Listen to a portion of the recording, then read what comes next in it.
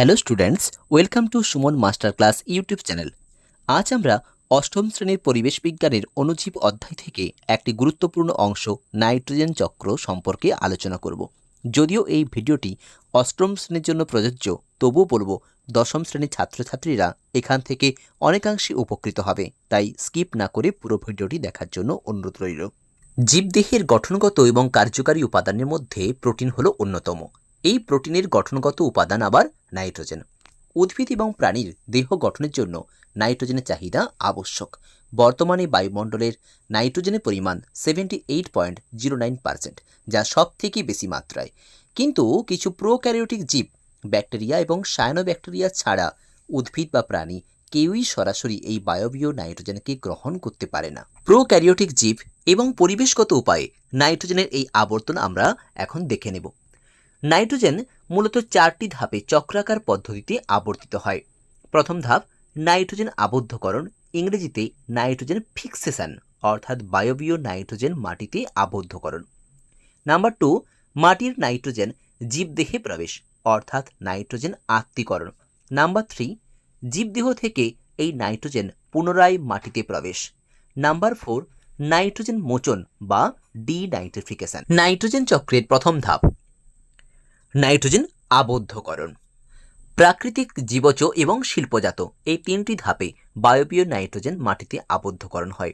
এখানে জীবজ প্রক্রিয়ায় নাইট্রোজেন আবদ্ধকরণটা আমরা দেখে নেব। যে প্রক্রিয়ায় কিছু নাইট্রোজেন স্থিতিকারী জীবাণুর দ্বারা বায়বীয় নাইট্রোজেন মাটিতে নাইট্রোজেন যৌগরূপে অর্থাৎ নাইট্রেট রূপে আবদ্ধ হয়, সেই প্রক্রিয়াকে নাইট্রোজেন আবদ্ধকরণ বলা হয়।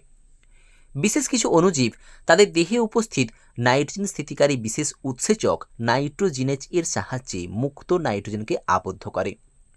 যারা এই প্রক্রিয়ায় সাহায্য করে সেই সকল ব্যাকটেরিয়াগুলোকে আমরা এখন দেখে নেব। প্রথমে সাহায্য করে স্বাধীনজীবী ব্যাকটেরিয়া, যারা হলো ক্লস্ট্রিডিয়াম এবং অ্যাজোটোব্যাক্টর। এই প্রক্রিয়ায় সাহায্যকারী অপর এক ব্যাকটেরিয়া, তারা হলো কারা না মিথজীবী ব্যাকটেরিয়া, তারা রাইজোবিয়াম। এরপর সায়ানোব্যাকটেরিয়া বা নীলাভসবুজ শৈবাল, এরাও কিন্তু এই নাইট্রোজেন আবদ্ধ করে সাহায্য করে। তারা কারা না অ্যানাবিনা এবং নস্টক। এইভাবে বায়বীয় বা গ্যাসীয় নাইট্রোজেনটা মাটিতে নাইট্রোজেন যৌগরূপে আবদ্ধকরণ হয়। দ্বিতীয় ধাপ মাটির আবদ্ধ নাইট্রোজেন জীবদেহে প্রবেশ। উদ্ভিদ মূল দ্বারা মাটির নাইট্রোজেন যৌগ গ্রহণের মাধ্যমে উদ্ভিজ্জ প্রোটিন তৈরি করে। আবার প্রাণীরা যখন এই উদ্ভিজ্জ খাদ্য গ্রহণ করে, তাদের দেহে এই উদ্ভিজ্জ প্রোটিনটা প্রাণীজ প্রোটিনে রূপান্তরিত হয়। এইভাবে খাদ্য শৃঙ্খলের মাধ্যমে নাইট্রোজেনটা বিভিন্ন পুষ্টি স্তরে প্রবেশ করে। তৃতীয় ধাপ জীবদেহ থেকে নাইট্রোজেনের পুনরায় মাটিতে প্রবেশ। উদ্ভিদ এবং প্রাণীদের রেচন পদার্থ এবং মৃতদেহে উপস্থিত জটিল নাইট্রোজেনযুক্ত জৈব যৌগগুলি অণুজীবের সাহায্যে প্রথমে অ্যামোনিফিকেশন এবং পরে নাইট্রিফিকেশন পদ্ধতির মাধ্যমে বিশ্লিষ্ট হয়ে সরল নাইট্রোজেনজাত যৌগরূপে পুনরায় মাটিতে সংযোজিত হয়।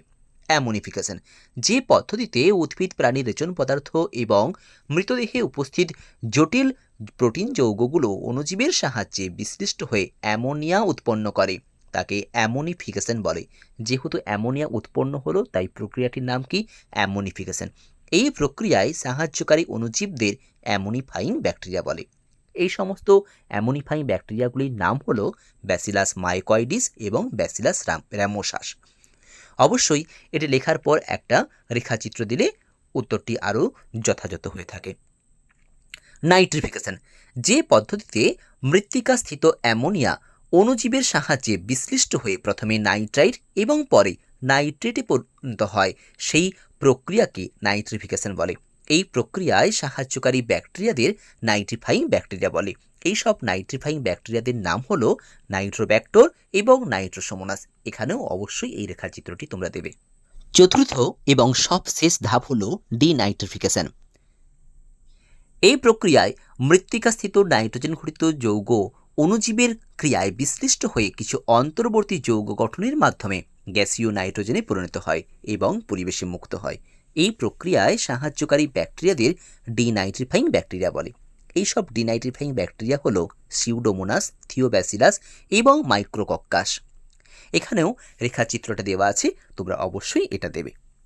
তাহলে পুরো নাইট্রোজেনের যে ব্যাখ্যা আমরা দেখলাম, সেখান থেকে বুঝতে পারলাম বায়বীয় নাইট্রোজেন প্রথমে নাইট্রোজেনটা মাটিতে বিভিন্ন লবণ রূপে বা নাইট্রোজেন যৌগ রূপে আবদ্ধ হলো, সেখান থেকে উদ্ভিদ দেহে প্রবেশ করলো, উদ্ভিদ দেহ থেকে আবার নাইট্রেট লবণ রূপে মাটিতে প্রবেশ করলো, মাটি থেকে কোথায় আবার বায়ুমণ্ডলে মুক্ত হলো। তো এই ছিল আজকের এই টপিক নাইট্রোজেন চক্র। যদি ভিডিওটি তোমাদের এতটুকু ভালো লেগে থাকে, যদি তোমাদের কাছে হেল্পফুল হয়ে থাকে, তোমরা অবশ্যই একটা লাইক দিয়ে আমাকে উৎসাহিত করবে নিত্য নতুন ভিডিও তৈরি করার জন্য। চ্যানেলে নতুন হলে অবশ্যই চ্যানেলটিকে সাবস্ক্রাইব করো। পুরো ভিডিওটি সবাইকে দেখার জন্য অসংখ্য ধন্যবাদ। সবাই খুব ভালো থেকো।